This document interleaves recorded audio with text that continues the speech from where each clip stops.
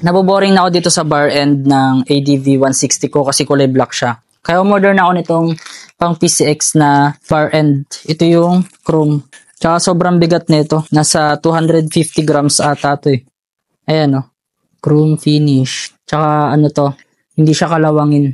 Hindi katulad nito, kinakalawang yan eh. Parang yung sa Honda Click ko kinalawang. Sa mga hindi nakakaalam, ang purpose ng bar end, balancer yan. Kasi kapag wala tong bigat nito, manginginig lang yung handlebar natin. Kaya napaka-importante nito. Kaya ang binili ko pa rin yung mabigat.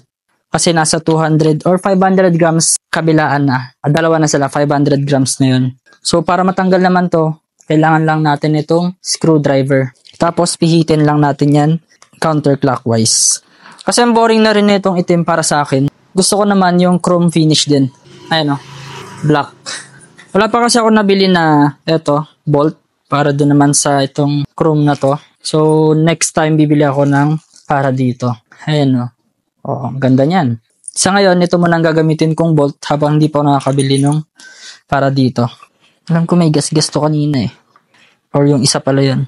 Mas maporma kasi para sa akin kapag naka-chrome finish. Kasi yung black, parang wala.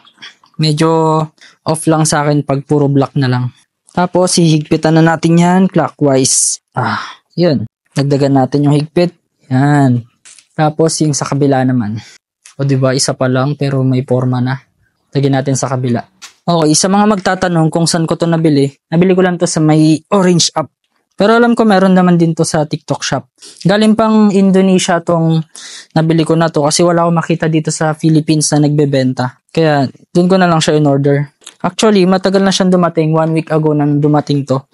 Wala lang kasi on time. Dahil nga busy sa trabaho, busy sa pagpopromote ng mga products. Lalo sa trabaho ko, lagi kami nag-OT. Tapos konti na lang yung time ko dito sa motor. Kaya hindi ko rin mapapormahan tong motor ko eh. Dahil wala rin akong time. Pero dahil nagkaroon ako ng time para bumili ng bar end, ayan na siya. Diba?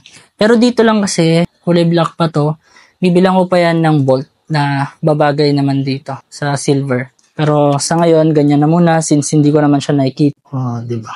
So, lagyan natin ng montage yan.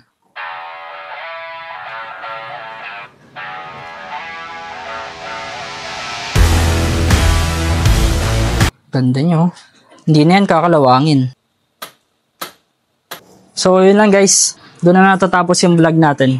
Soon, kapag meron pa akong time, mag-upgrade pa ako ng iba pa dito sa ADV. Sa ngayon, wala pa kasi ako maisip. So, yun lang. Bye-bye.